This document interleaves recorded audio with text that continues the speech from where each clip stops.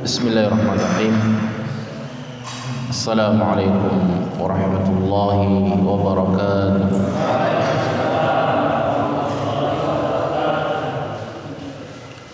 Innal hamdalillah nahmaduhu wa nasta'inuhu wa nastaghfiruhu wa nastahdihi wa na'udzu billahi min shururi anfusina wa min sayyiati a'malina. من يهده الله فلا مضل له ومن يضلله فلا هادي له وأشهد أن محمدا عبده ورسوله لا نبي ولا رسول بعده اللهم فصل وسلم وكرم وبارك على هذا النبي الكريم نبينا وشفيعنا وحبيبنا محمد صلى الله عليه وسلم وعلى آله وأصحابه ومن تبعهم بإحسان إلى يوم الدين. أما بعد معاشر المسلمين جماعة salat maghrib dan isya yang dimuliakan Allah Subhanahu wa taala. Kita masih dalam pembahasan tentang bab haddus sariqah, hukuman bagi orang yang mencuri. Di pertemuan yang lalu kita sudah membahas tentang nisab dan juga perbedaan pendapat terkait dengan nisab, berapa banyak seseorang itu harus dipotong tangan ketika mencuri, nilainya berapa. Jika kita melihat hadis-hadis yang disebutkan oleh Rasulullah SAW secara umum adalah batasannya 1/4 dinar emas. Nah, pada malam hari ini kita masih melanjutkan tentang pembahasan bab ini, dan kita mulai dari hadis yang telah kita baca pada pertemuan yang lalu. An Aisyah radhiyallahu anha, dari Aisyah radhiyallahu anha, anna Rasulullah sallallahu alaihi wasallam qala, bahwasanya Rasulullah sallallahu alaihi wasallam bersabda, atashfa'u fi haddin min hududillah, apakah kamu mau memberikan syafaat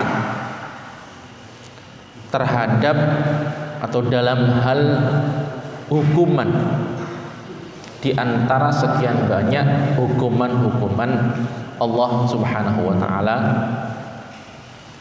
Tsumma qama, kemudian beliau berdiri, fakhtaba, dan berkhutbah.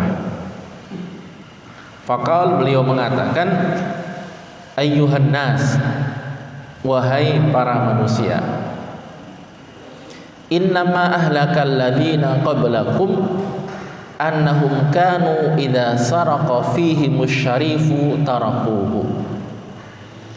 Sesungguhnya orang-orang sebelum kalian itu binasa karena mereka itu dulu jika ada yang mencuri di antara mereka dari kalian, dari kalangan orang terhormat, tarakuhu, mereka tinggalkan dan tidak dilaksanakan hukuman terhadap orang tersebut. Wa idza saraqa fihimul dha'if aqamu alaihi, Akan tetapi jika ada orang lemah di antara mereka yang mencuri, aqamu alaihi, mereka menegakkan hukuman tersebut. Muttafaqun alaih. Wal lafdhu li Muslim, dan lafadznya adalah bagi Imam Muslim. Walahu min wajhin akhar an Aisyah. Menurut riwayat jalan yang lain dari Aisyah, kanat imra'atun tasta'irul mata'a wa tajhaduhu. Dulu ada seorang wanita yang meminjam barang orang lain lalu kemudian dia mengingkarinya. Fa amara Nabi sallallahu alaihi wasallam bi qat'i yadiha. Lalu Nabi sallallahu alaihi wasallam memerintahkan untuk memotong tangan wanita tersebut. Jemaah yang dimuliakan Allah Subhanahu wa taala, sebab adanya hadis ini sudah kita jelaskan pada pertemuan yang lalu, bahwasanya ada seorang terhormat yang wanita terhormat yang mencuri, di mana keluarga wanita ini kemudian berembuk, bermusyawarah, dan mereka mengatakan bahwasanya tidak ada yang bisa melobi Rasulullah kecuali Usamah bin Zaid. Lalu Usamah ini diperintahkan oleh pihak keluarga wanita tersebut, keluarga pencuri tersebut, untuk melobi Nabi. Akan tetapi Nabi kemudian mengatakan, atashfa'u fi haddin min hududillah. Apakah kamu, nah jadi dalam hadis ini apakah kamu itu ditujukan kepada Usamah bin Zaid yang melobi Nabi terkait dengan hukuman ini. Apakah kamu akan memberikan pertolongan, syafaat terkait dengan hukuman di antara sekian banyak hukuman-hukuman Allah Subhanahu wa taala? Jemaah dimuliakan Allah Subhanahu wa taala, sebelum kita masuk kepada pembahasan fikih dari hadis ini menunjukkan di antara penyebab yang menjadikan umat-umat terdahulu itu dibinasakan oleh Allah Subhanahu wa taala adalah karena tidak ditegakkannya hukum-hukum Allah Subhanahu wa taala. Di antara yang tidak mereka tegakkan, di antara yang tidak ditegakkan atau hukuman yang tidak ditegakkan pada umat-umat terdahulu adalah bahwasanya jika ada orang terhormat yang melakukan perbuatan pidana itu dibiarkan. Tapi jika ada orang lemah yang melakukan kejahatan, melakukan pidana, pelanggaran, maka diberikan hukuman.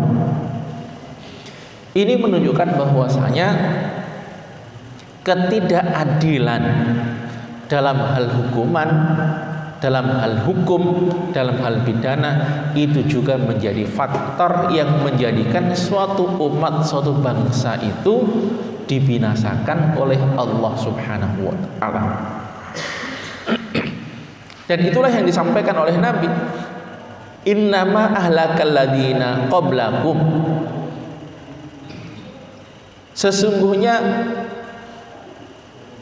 Allah Subhanahu wa taala membinasakan orang-orang sebelum kalian itu, in annahum kanu, bahwasanya mereka itu dulunya idza saraka fihi musyarifu tarakuhu, jika ada orang terhormat yang mencuri maka dibiarkan. Kalau sekarang kira-kira yang mencuri itu lebih banyak orang terhormat atau orang lemah? Ini bukan saya yang jawab loh ya. Iya kan? Kebanyakan yang mencuri itu justru sekarang ini adalah orang-orang yang notabene-nya ada dan mampu. Nanti kita akan sampai kepada suatu hadis bahwasanya Rasulullah memberikan keringanan dan tidak memberikan hukuman terhadap orang yang mencuri karena memang membutuhkan dan karena memang kelaparan. Artinya ya kebanyakan saat ini yang mencuri itu dari kalangan terhormat, yang mereka itu adalah punya bukan hanya sekedar untuk makan tapi untuk menumpuk harta. Ya kalau kemudian kondisi seperti itu terulang, naudzubillah, mudah-mudahan Allah tidak memberikan kebinasaan terhadap umat dan bangsa ini. Karena jelas Rasulullah mengatakan di antara penyebab umat-umat terdahulu itu binasa dan dibinasakan oleh Allah, kalau ada orang terhormat yang mencuri, dibiarkan. Wa idza saraqa fihimul dhaifu aqamu alaihi. Jika yang mencuri itu adalah orang lemah, yang mungkin mencurinya itu karena memang kebutuhan, karena memang kelaparan dan seterusnya, aqamu alaihi, mereka tegakkan hukuman terhadap mereka. Makanya hal-hal seperti ini harus kita pahami agar kebinasaan yang diberikan oleh Allah terhadap umat-umat terdahulu itu tidak diberikan kepada kita semuanya pada saat ini. Jemaah yang dimuliakan Allah Subhanahu wa taala, dalam hadis ini ada dua masalah pokok. Yang pertama adalah tentang larangan memberikan keringanan hukuman terhadap orang yang memang ditetapkan mendapatkan hukuman. Larangan memberikan syafaat dalam hal hudud Allah, dalam hal hukuman-hukuman yang sudah jelas ditentukan dalam Al-Quran maupun Sunnah.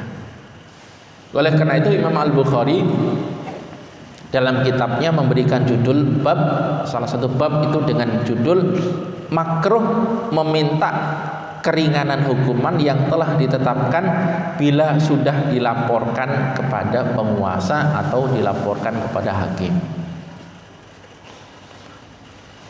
Artinya kalau memang orang itu mencuri dan harus dipotong tangan dalam agama kita ya, dalam syariat kita, dan harus mendapatkan hukuman, ya harus diberikan hukuman. Kalau ada orang yang membunuh kok kemudian harus mendapatkan hukuman, ya mendapatkan hukuman. Tidak boleh kemudian melobi-lobi agar orang ini mendapatkan keringanan atau bahkan pembebasan hukuman. Ini penjelasan yang pertama. Kenapa?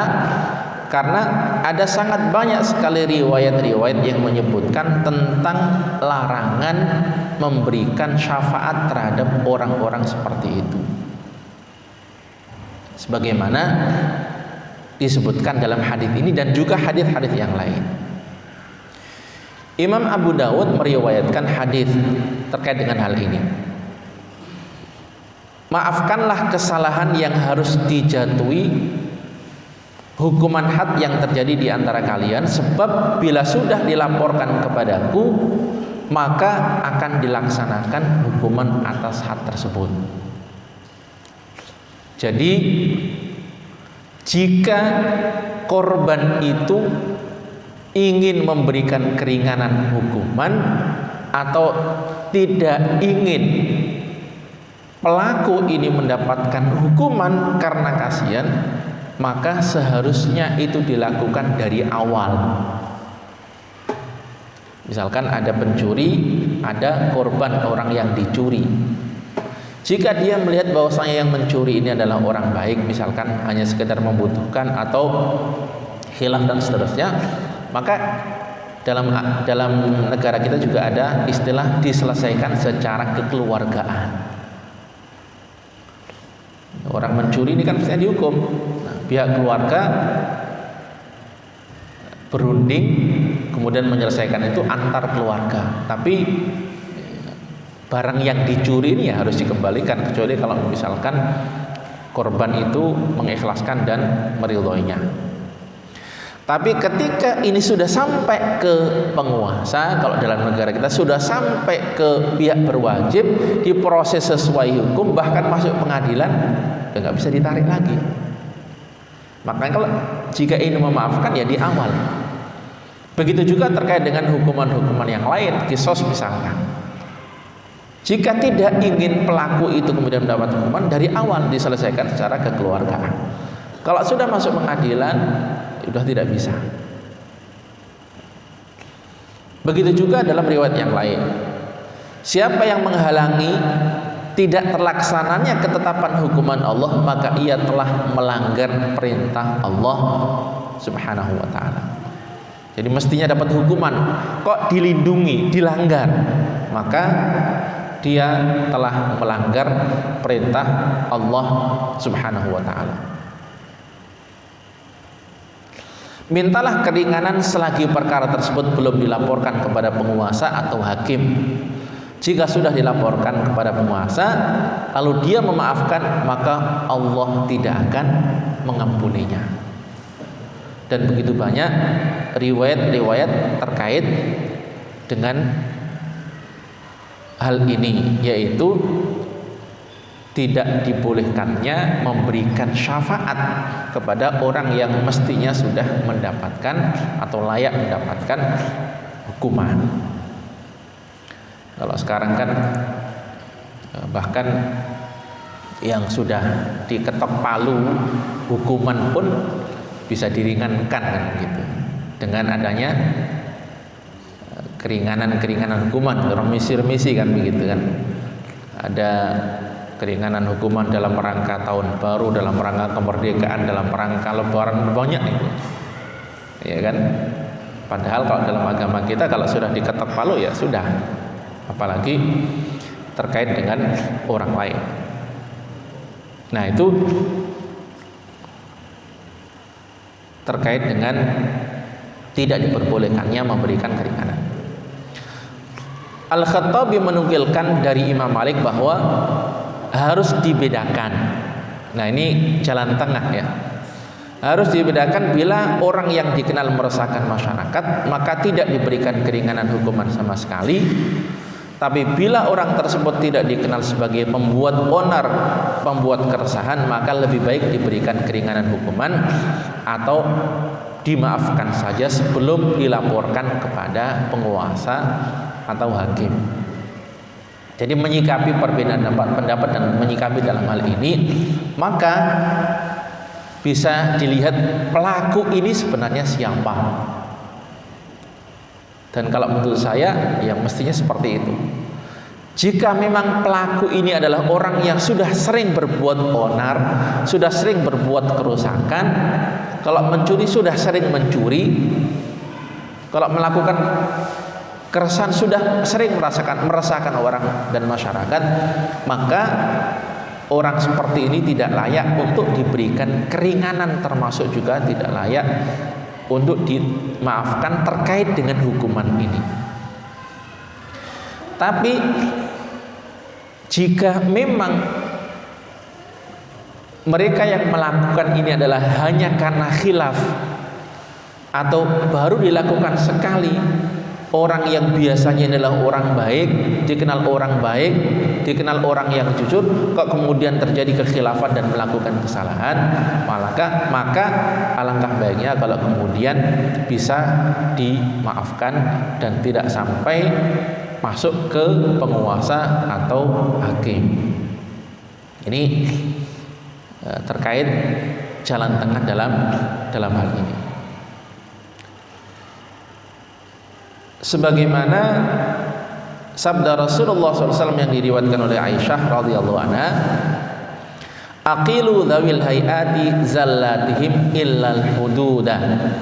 Maafkanlah yang dilakukan oleh orang yang dikenal berperilaku baik, kecuali pada hal-hal yang berkaitan dengan hukum-hukum yang ditetapkan oleh Allah Subhanahu wa ta'ala.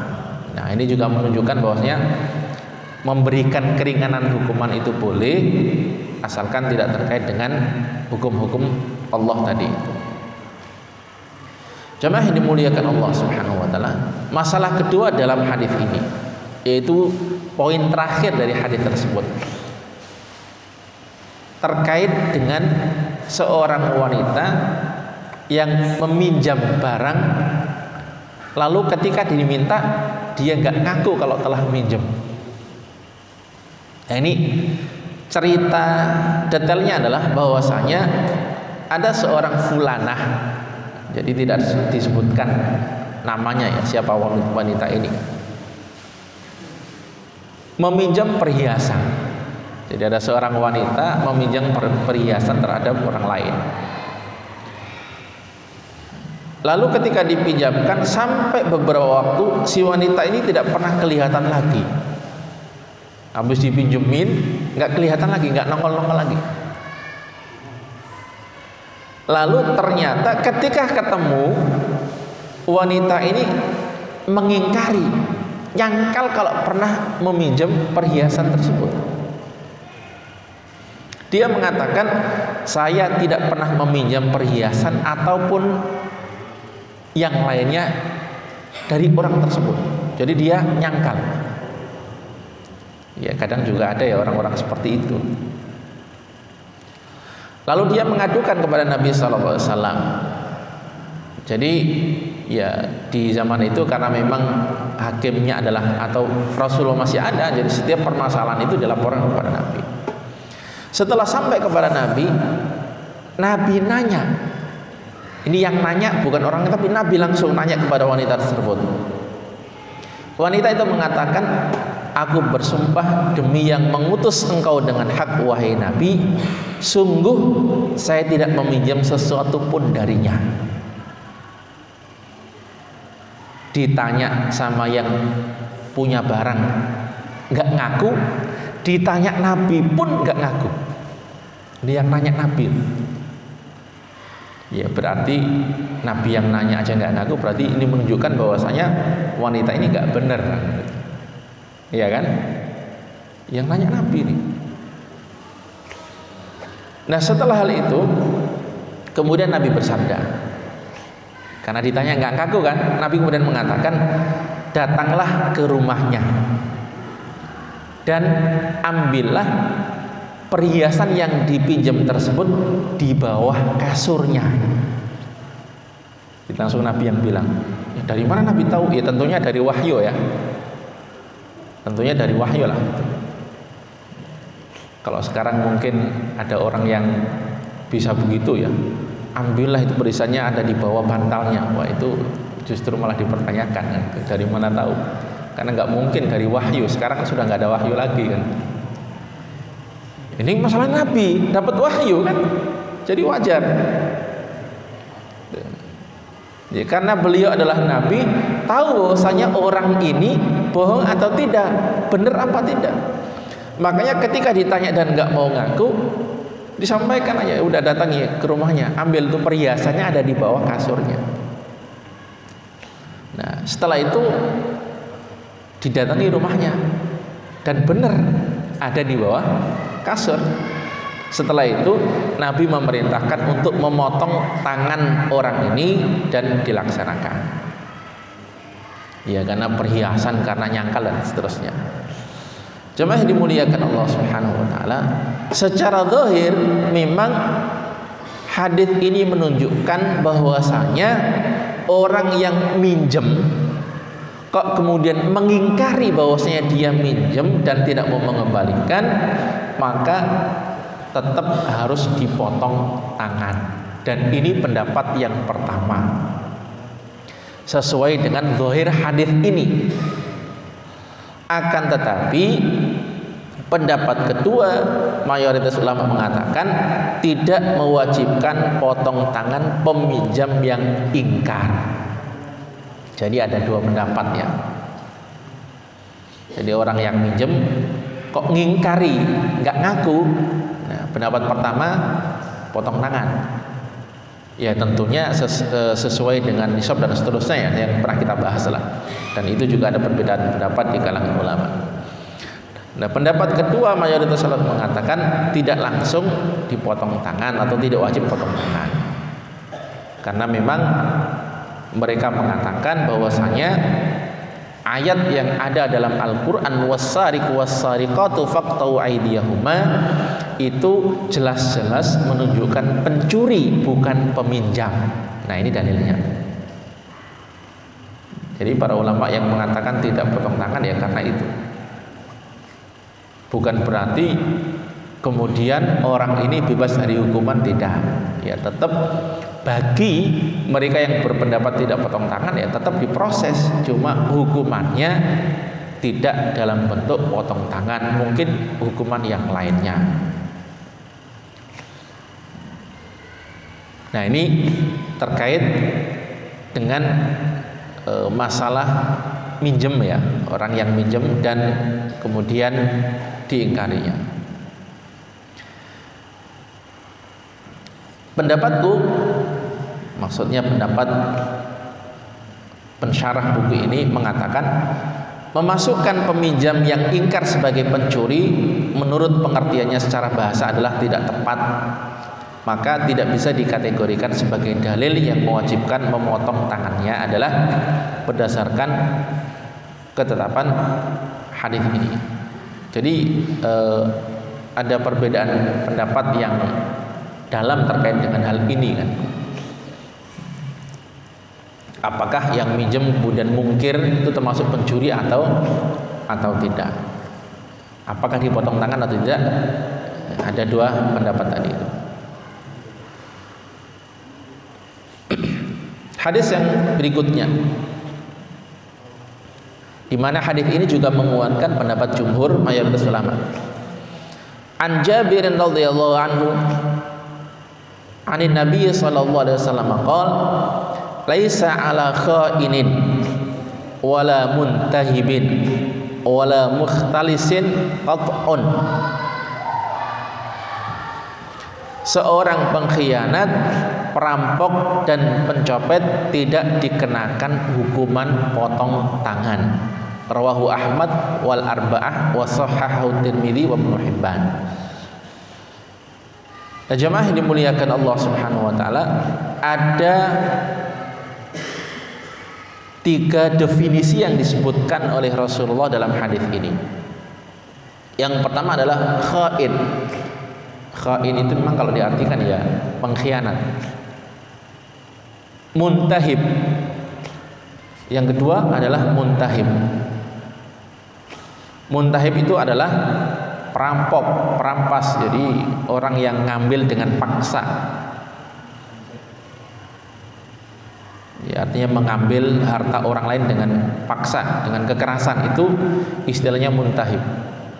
Dan yang ketiga al-mukhtalis. Al-mukhtalis itu pencopet. Kalau kita melihat hadis ini, 3 golongan orang ini tidak dikenakan hukuman potong tangan. Tapi ingat ya, bukan berarti kemudian mereka ini terbebas dari hukuman. Tetap mereka mendapatkan hukuman.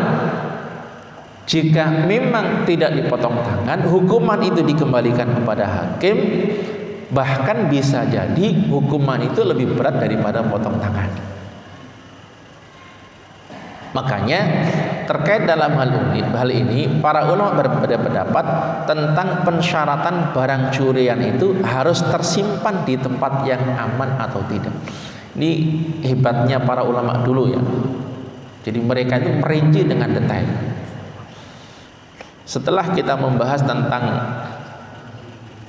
orang terhormat dan orang lemah tadi itu, kemudian orang yang mengingkari pinjaman, pembahasan kita sekarang tentang syarat. Apakah barang atau harta yang dicuri itu disyaratkan harus tersimpan di tempat yang aman atau tidak untuk dilakukan potong tangan? Di sini ada dua pendapat. Ya, contoh misalkan ada orang yang naruh hartanya atau naruh barang berharganya di tempat umum yang siapapun bisa ngambil, tidak disimpan semestinya. Nah, begitu itu kalau ada orang yang ngambil harus potong tangan atau tidak? Karena tidak disimpan.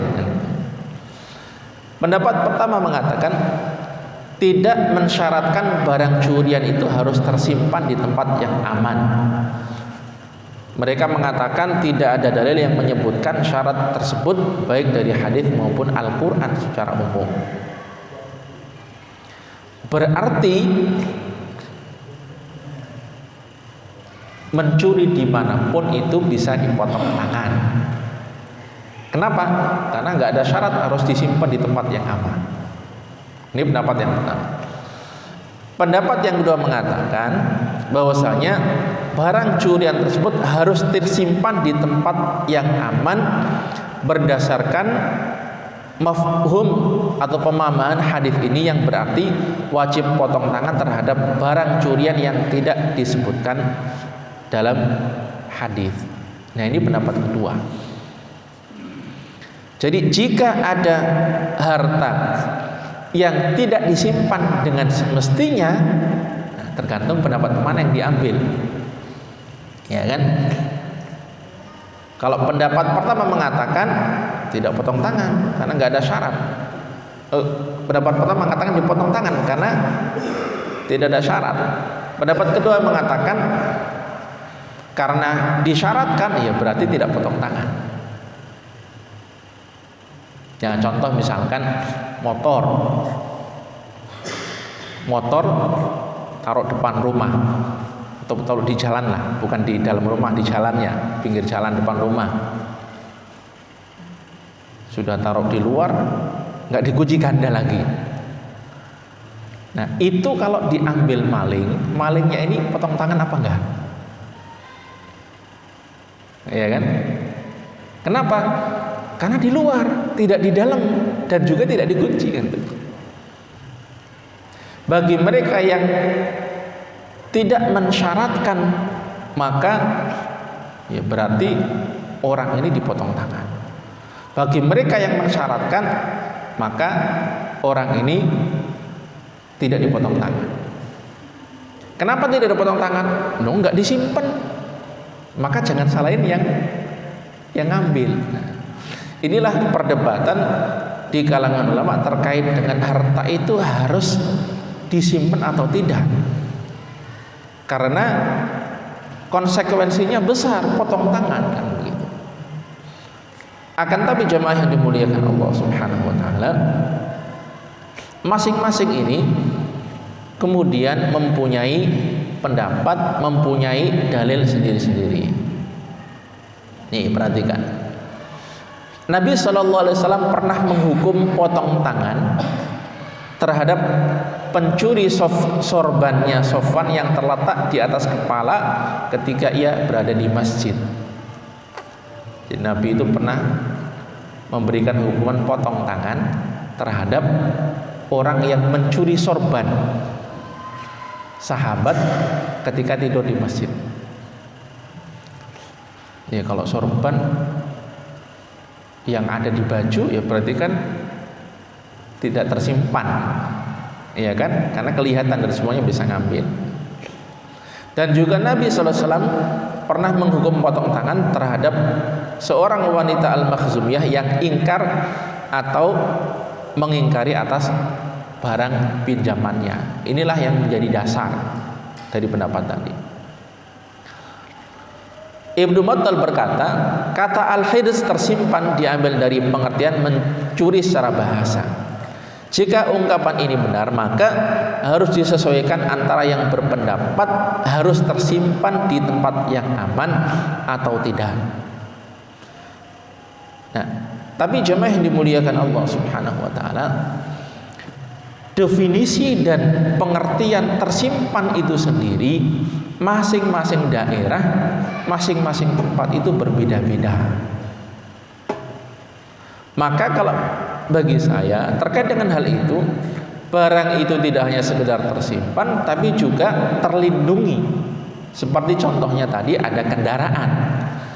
Kendaraan ketika sudah diambil kuncinya, kunci stang misalkan, apalagi kunci ganda.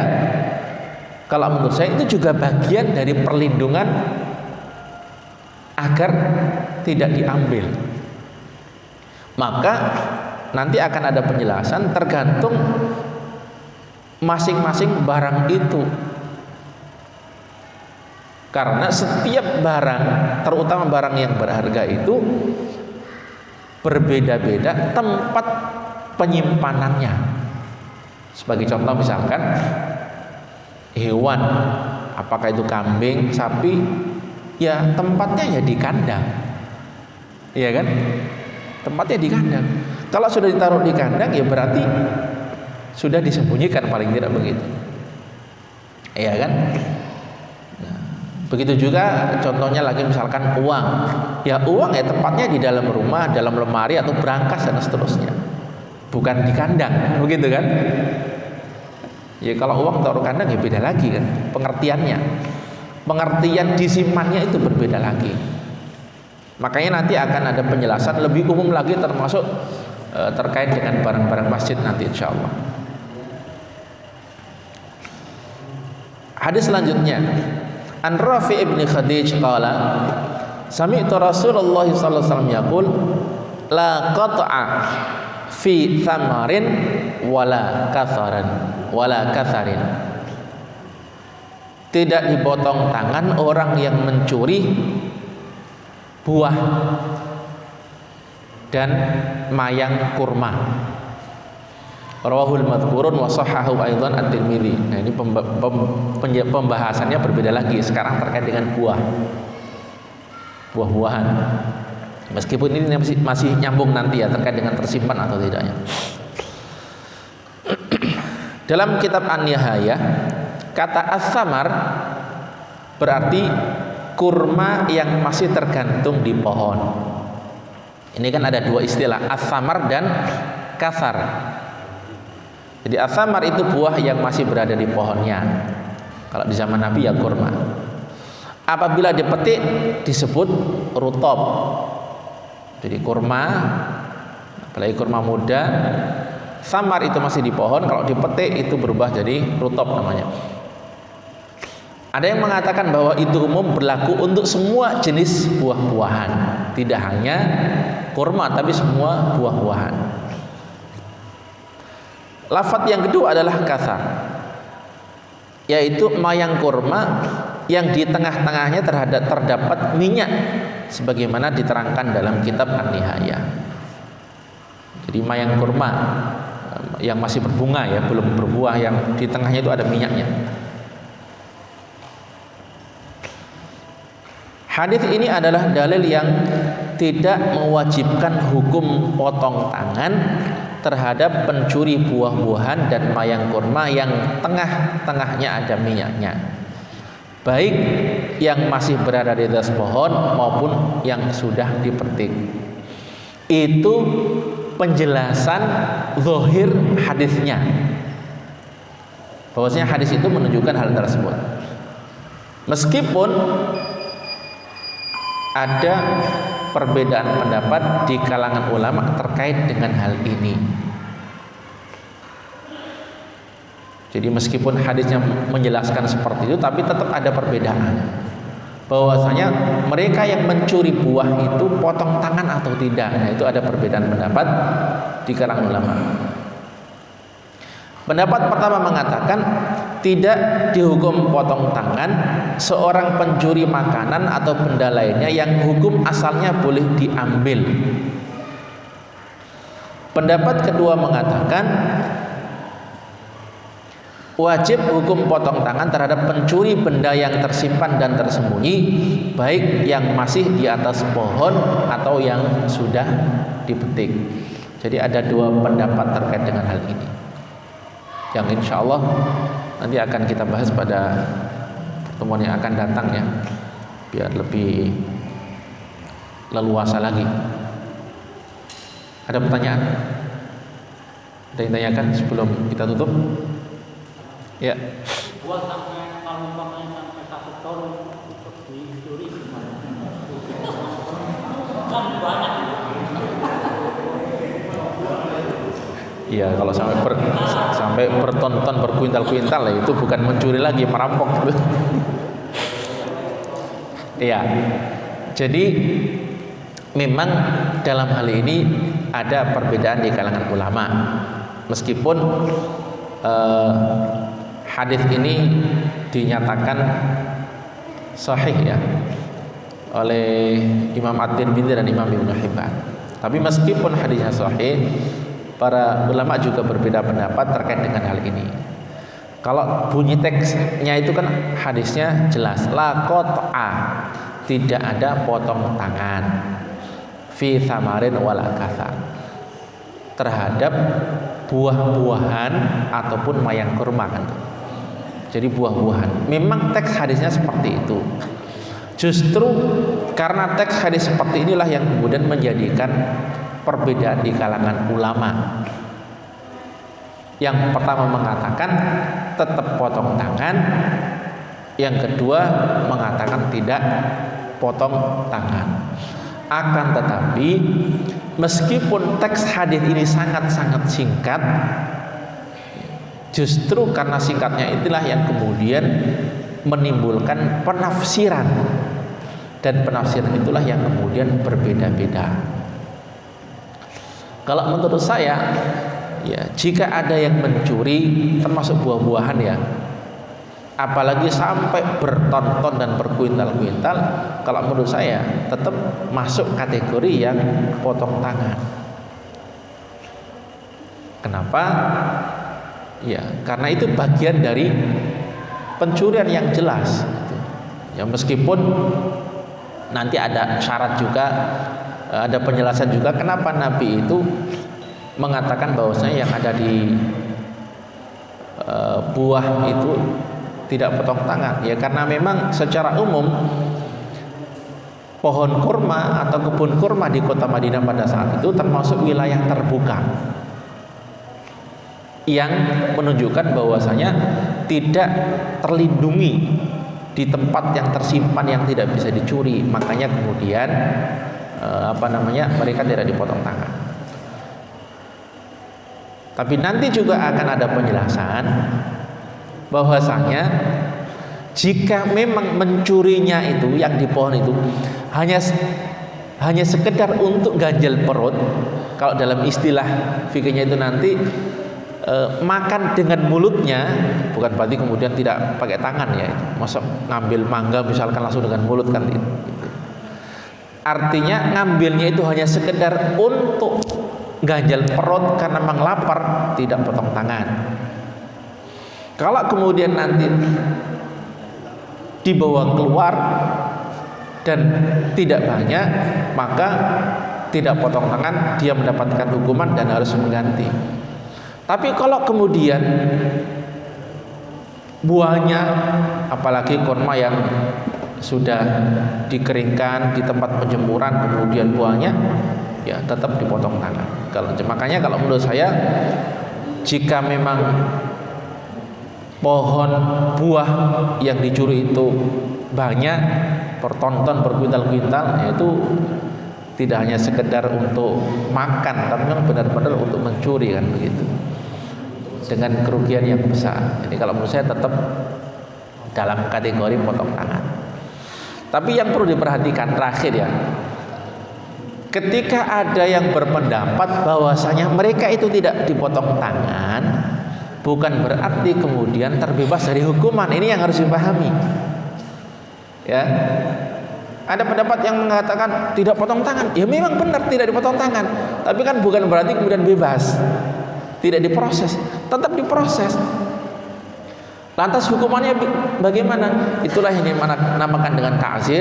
Hukumannya dikembalikan kepada seorang hakim. Hakim itu menghukum dengan hukuman apa? Bisa jadi hukuman hakim itu nanti lebih berat daripada potong tangan. Bisa jadi nanti hakim itu menghukum dengan potong tangan plus hukuman yang lain, misalkan potong tangan plus penjara, misal seperti itu, atau hukuman-hukuman yang lainnya. Nah ini yang perlu difahami ya. Jadi meskipun perbedaan pendapat tadi itu ada yang mengatakan tidak harus dipotong tangan, tetap mereka yang melakukan tindakan pencurian seperti tadi itu mendapatkan hukuman, bukan berarti kemudian bebas. Itu yang harus dipahami ya. Gitu Pak ya. Ya, Allahu a'lam bishawab. Ada lagi? Cukup? Cukup ya.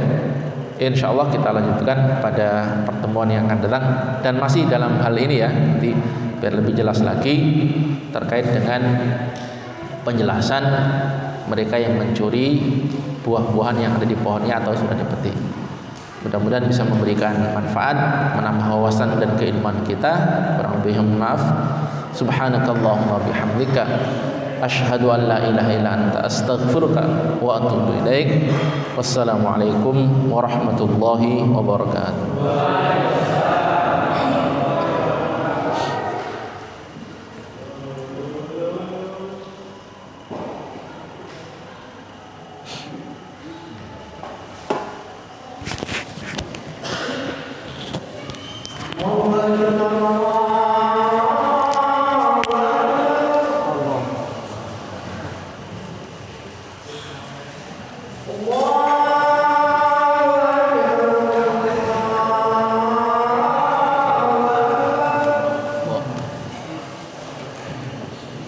أشهد أن